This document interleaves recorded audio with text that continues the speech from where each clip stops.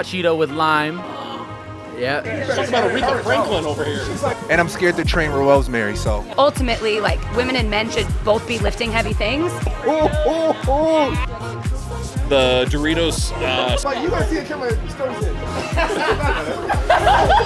Welcome to Pursuit Roundtable, where we bring coaches of different expertise to discuss fitness, nutrition, and just everyday life. Let's get into the episode.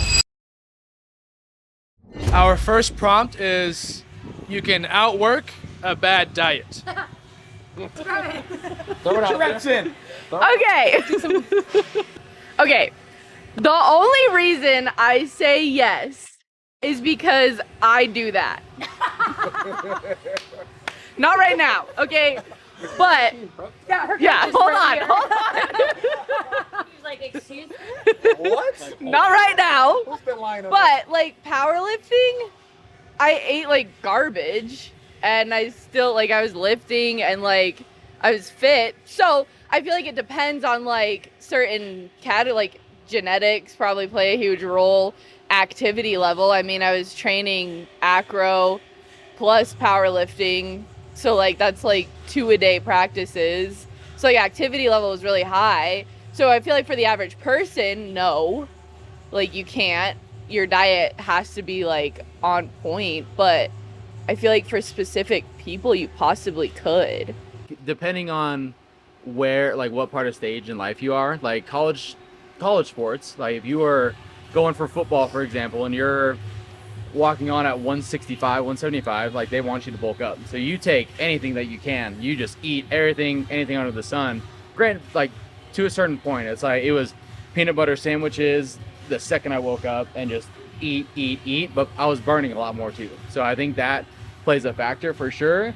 But to your point, it's like genetics and like being smart about it in what category you are. Yeah. I technically am like Rosemary. I do it to this day, but I don't think that we are the average human being. Our activity level is higher than most people. So being a college athlete, I didn't eat well and I got great results, but my body would constantly break down. My sleeping was poor. I had a lot of aches and pains.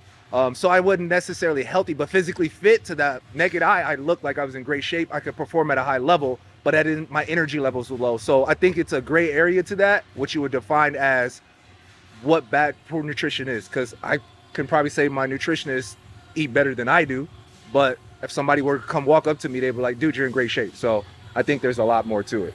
Say there'll be some caveats with this, because you're gonna have, when you're looking at the aspect of outwork a bad diet, are you going to get results if you're putting in enough effort into things, no matter what you're inputting? You'll see some results, but it's going to be the performance level. Several of us played college sports through there. Like when we ate or we were out drinking or did stupid things the day before, like the next day it felt worse, but we were already such at a high level that it was minimally effective now, or minimally impacting on there. Now, if we're going to talk about outworking a bad diet, I don't think you can outwork it. It's not outworking it. You're still seeing maybe some progress, but in the end, it's going to catch up somehow. It's going to reduce. Like you said, injury aspect is the big one that comes with that. You're not facilitating the healing and the recovery components. You're going to get injured. Not over here, partner. We don't talk about it. You're the most injured one on this couch. I have two thoughts. I think one, it depends on what your goals are. If you have a goal of losing weight, like no, you're probably not going to be able to outwork a bad diet. If you're an athlete and every so often, like I also think we need to talk about the idea of when like some of us say we eat like garbage, because I think our eating like garbage in comparison to what other people are doing is a little different. Like sometimes like we might eat, or Rosemary, I don't know, man. That Chick-fil-A. You should have made a I was visiting. You need to see my Chick-fil-A history. But no, I mean like at a consistent level. Like there are people that are going to eat Chick-fil-A breakfast, lunch, and dinner. There are people that are going to do it every so often. So I think that plays a role too. And then I think ultimately whatever your goals are. If you have a goal to lose weight, if you are just trying to outwork a bad diet, like it's going to catch up to you at some point. If your goal is powerlifting or trying to put on mass, like then there's another caveat to that of where maybe like eating like that is how you have to get your calories in. But Surplus. yeah. So I think it just depends on where you're at in your fitness journey, where your baseline is, and what you're trying to do. So I'm gonna try to find something we can have consensus on, because I think what we're talking about is a lot of us are talking about either maybe you're taking in a few too many calories, like taking in an extra couple hundred because you have some cookies at the end of the day or something a little junky. So a lot of times we're talking about quality of nutrition or eating in a slight caloric surplus. What about not enough calories? So if someone has a goal of putting on muscle, or it's an athlete and they have performance goals, I think that's a scenario where you can't outwork a bad diet, because you can't build muscle and get stronger from air. There has to be some bricks and mortar that go into the system, and there has to be energy for those processes to occur. So would that be something that we can agree with?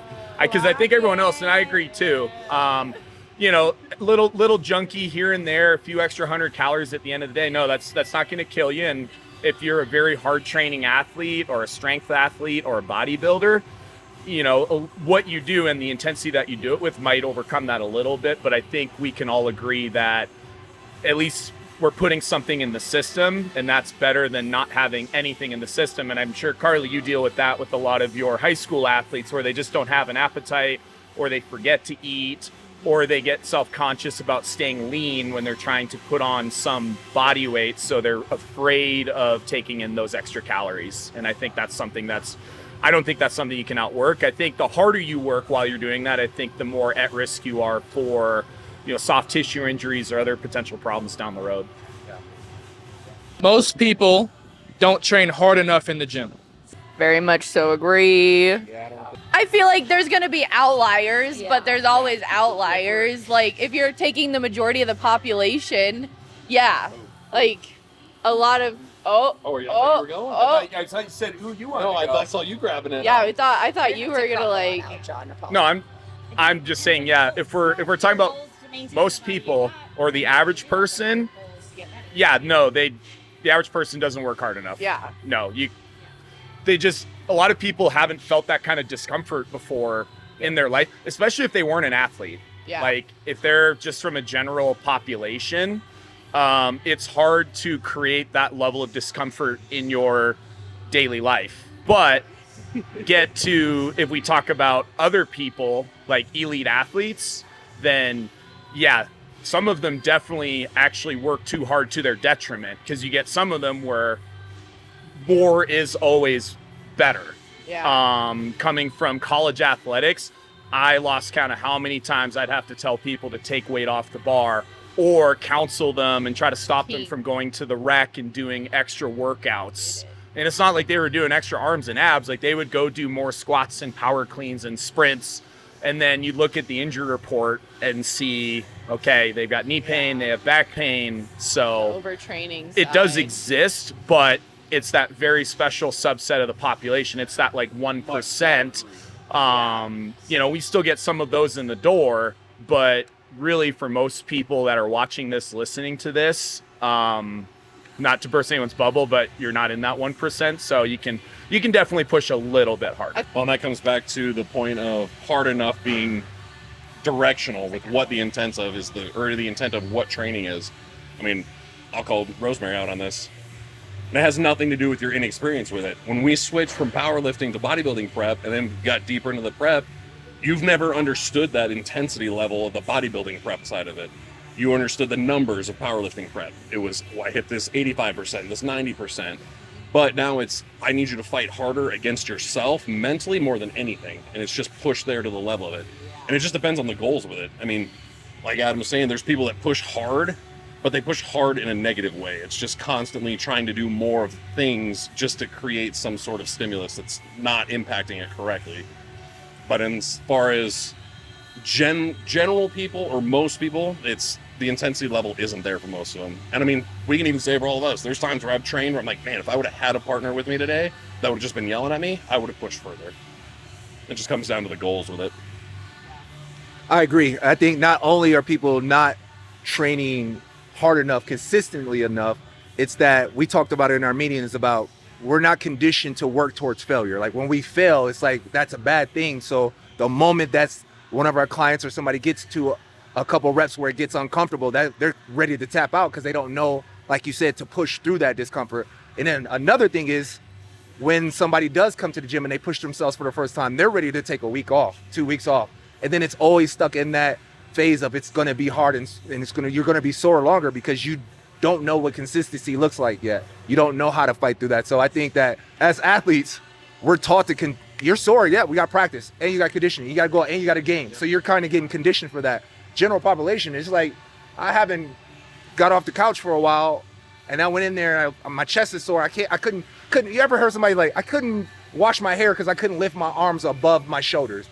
If they experience that, they're done. They're like, I'm not doing, why would I go sign back up for that? I'm not doing that again. So I think the average person is not used to that.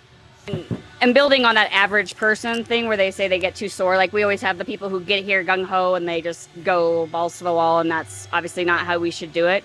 But I find with most of my clients, they wouldn't add weight on the bar if I didn't add weight on the bar. They're like, nope, 3 sets of 8, I just got to do it. It doesn't matter if they get harder or not. You know, it's like we talk about progressive overload and trying to explain to them, you know, as we change reps, schemes, you know, volume, intensity, as we're teaching our people. But I mean, I have powerlifters that I had for several years that still wouldn't go to failure. Like they were so scared of failing, not realizing we didn't know where their top was because they won't go there. So I definitely think most people don't train hard, but Justin kind of tapped into that like uncomfortable piece that you get, you know, that burn and stuff. And it's like, I mean, that's why a lot of people will get a private trainer because they need somebody to push them and tell them, yeah, you can go more, like you can go heavier, you can get through these last 2 reps, and realizing like, oh, I'm going to be fine tomorrow. But yeah, not coming out too hard, because that's what they come out hard and train too hard on that first day and they don't want to do it again. But realizing that, yeah, pushing yourself to failure, increasing your weights, and just making yourself uncomfortable is kind of the definition of like, you know, training hard enough. And most people don't do that. So, well, I look at it as a couple different aspects to that. So training hard doesn't necessarily mean going towards failure and lifting heavy amount of weights that's just, you know, burning yourself out. I also look at the mental aspect, the challenge. For me, I like the mental aspect of it, like, if I can get uncomfortable and push myself when life happens to me, then I'm able to draw back from something that I did, that I pushed through, that I could work on. There's times where I train myself like, I'm gonna go running. I don't like running. That's hard for me. Like if I gotta go run consistently every day, that's difficult for me. That's a challenge. So I think it really comes down to what do you call challenge? It can get boring if you're doing the same thing over and over again.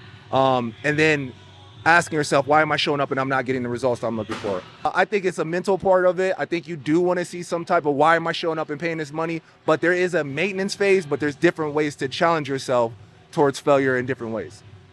Yeah, I was going to touch on just like the confidence that I've seen in myself, and for a lot of like women specifically that like think that they can't do anything or do a pull-up or do these things that women can't do, and to watch their confidence skyrocket once they start being able to like squat their body weight or doing things they never thought that they could, because then those kinds of things, like those women can pick up their kids and walk around and like move their own furniture and do these things that like have nothing to do with aesthetics, but just like the confidence that you carry, knowing like you can do hard things, or like you've finished a hard program or a hard workout and like you have that strength and can be independent over the aesthetics, I think is huge for women specifically, and men too. But you're welcome. I would trust Justin to move my couch, so. Men and women should train differently. Here's my answer. I'm a man, and I'm scared to train Rosemary, so. So I feel like the prompt is kind of talking about, you know, some of the stereotypes, like women should do more cardio or higher reps, lower weight to tone. And I think we can all agree that that's complete and utter BS. Like women should lift heavy, and men also, it's like, dudes, you should probably get on the treadmill or go for a jog every once in a while, right? So I think both populations maybe have certain biases to certain styles of training just based on stereotypes or misinformation that probably don't serve either group. And if anything, I notice this phenomenon as a college strength coach. A lot of female athletes can handle and do more volume than male athletes. and again, there's a couple reasons for that, and it's beyond probably this talk, but if anything, women should potentially be lifting heavier and doing even more volume than a male athlete. I have a friend, she was a collegiate soccer player, and then she got into she's in competitive powerlifting now. She's done it for about 5 or 6 years. The program I have her do would absolutely bury every guy out there. But she just needs the higher frequency. She needs to lift heavier more frequently. She needs more volume. That's what helps her make progress. I want to go on Adam's little science side with this. So is it because she's a female, or is it because she's in a genetic anomaly? I think it's because she's the powerlifter I was talking about. You're a soccer player. Okay, so we'll just we'll get more specific on maybe the difference between male and female, and obviously there are hormonal differences, right?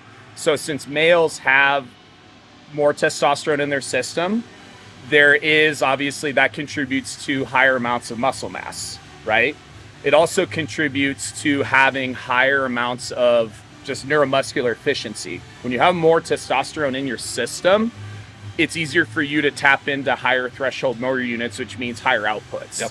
So the reason that females can handle and need more volume is since there's a little less efficiency there due to a lower level of testosterone, you kind of need to make up for that a little bit on the back end by having that little bit more volume added to the system. Yeah, because I didn't want to disagree with you. Yeah. I was more on the page too, like, because you want to go through with it. Even when I set up, like, Rosemary's Training is a great example. Antonio ran through it. He fucking hated it. Like, yeah. Yeah. It was terrible. But like when you go through the sides of more, if you want to get into the physiology of it, we will have to look at those applications like you were talking about, hormonal components. Yeah. As far as on the female side, muscular adaptation levels are much less than for on the male side. Like, it takes them a lot more stimulus for that adaptation to be kicking in. They're not meant to be building that muscle tissue as well. Their endurance is better than ours. Mm-hmm. They will out endurance us.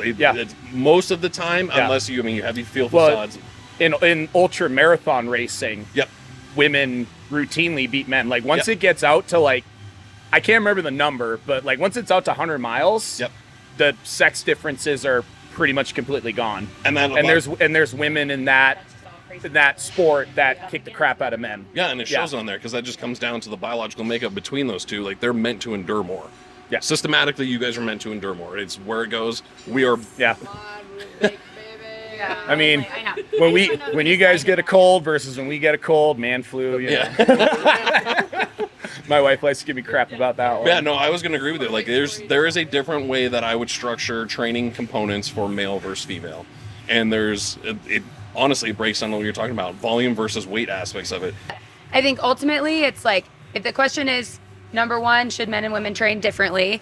It comes down to little pieces in intensity and training, like goals, but ultimately, like, women should still be lifting heavy. Yeah. I think when people see that question, they think, what is a girl workout? Oh, girls doing Pilates, or girls doing, like, it is hard. I can't do it. But like, girls should be doing Pilates so that they look smaller and dainty, and they don't want to lift heavy because they don't want to get too bulky. Like, ultimately, the way that you approach the training and the intensity level and the volume will probably be different. Yep. But ultimately, like, women and men should both be lifting heavy things. Yeah. They both should be working on their cardiovascular endurance. But how you exactly approach it will be a little bit different, but girls should still be lifting heavy things. And more than anything, as I find, like, even I can't use the same program for every client because every client's different, you know, like we talk about boys, girls, people are different. So you just adapt and you fix stuff for certain people. Everybody's genetically different, and mobility and all the different things. So there's things that are going to look different just because of that. But I don't know if that's necessarily a male or a female thing. But like he talked about, the nuanced stuff, the smaller things, the little tweaks here and there is where you're going to see the most results. But exactly what he was saying, as women get older, they need to be lifting heavier. As men get older, they need to, like, add a little more cardio into their thing, because women are just blessed with all the wonderful things that come along with being able to have babies and stuff. So it's like, I think a consensus we can all agree on is that men and women don't need to train differently. Yeah. But we do just for aesthetic purposes. Yes. Yes. Yeah. Yeah. Oh, Zamboni. Top 3 potato chip of all time. Potato chip? See, top 3? Top three, man. But like, I'm really plain Jane. I would say my favorite got to be Ruffles, sour cream and cheddar. Like, that's my jam. You was gonna say that? I like Fritos. Is it the chili? The chili cheese. Oh, stop playing with me. Fire. And then Lay's dill pickle. About to go get some right now. Look at them. Look at them looking. He has to Google it. Years. He's like, when I slice my potato really thin in milk, that's my favorite. What is the potato? What is potato chip? Potato chip? Question mark. Eat those. This is gonna be like rice chicken. No potato chips here. I don't know what that tastes like. What is? Oh my gosh. Do hot Cheetos count? Oh, yeah. Oh, okay. Flamin' hot Cheetos, number one. Great answer. The Boulder salt and vinegar, and then it's a tie between Ruffles sour cream or Cheddar. sour cream cheddar or Sour cream. sour cream and cheddar, whatever. It's the Okay. same thing. And I think it's Vicky. Doritos, That's the same. Which flavor? the red one.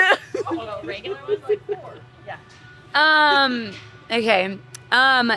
I think it's Miss Vicky's, Miss Vic's. The little bags that you get getting at Subway or Firehouse or wherever. The jalapeno. Miss Vic's jalapeno. I love me a good, like, what is that brand in the blue bag? What's the kettle cooked? Is Kettle Cooked the brand? Oh, Yeah, kettle cooked. Oh, Kettle Cooked is the brand. Kettle Cooked salt and vinegar. Trader Joe's plain is very good too, actually. Don't knock it till you try it. It's good. I like it. Yes. Okay. I know. And that create when you're like, oh, I haven't even had chips in a long time, but it's one of those things. Okay. So my favorite chip, probably, and some people here don't know it, the Ruffles All Dressed. So a huge Canadian favorite, brought into the U.S. Love it. We go to Canada and come back with bags and bags of it because they're so great. But yeah, so an all dressed, Ruffles All Dressed. That is absolutely, that's why I said, found it in Canada, loved it, now in America. It's going to be, my next one is going to be Wavy Lays, just the plain Wavy Lays, and then Cool Ranch Doritos. But we'll go first. Let's see. We're going to start with, the OG one's always salt and vinegar, especially the Pringles, the original Pringle ones. Yeah. Yeah. Do you? All right. Second. Because it's more greasy. We won't go there. We won't talk about that one. A little slimier. Second, Do I need to coat the throat? the Doritos spicy sweet chili, the purple bag ones. Those ones, always a big fan of those. And then we can't listen to them. Third, ooh. Potato chips versus things. Oh my. You're gonna have to cut it off. You have to call that out. ADHD corner over here. Oh, yeah. Let's see. All right. So one, the original, the Pringles, and real OG there, salt and vinegar. Second is the Doritos spicy sweet chili. And then third, I'm gonna go with just good old fashioned hint of lime. Hint of lime corn chips. Those always go best. Hint of lime corn chips there. Oh, yeah. Lay's salt and vinegar, hot Cheeto with lime. Yeah, and then we'll go Doritos spicy nacho. Spicy nacho. Spicy nacho. Just real time. Yeah. Okay. So I'm gonna go with Harvest Cheddar Sun Chips. Remember Sun Chips? So, growing up playing travel hockey, I ate a lot of Subway. You always get the chips, and I always got the Sun Chips. So that's just childhood memories. Yep. Stormy already talked about Canada's best export, which isn't hockey players. It's all dressed flavored chips. Very good. And then my number 3, because of its versatility, is a plain tortilla chip. Good on its own.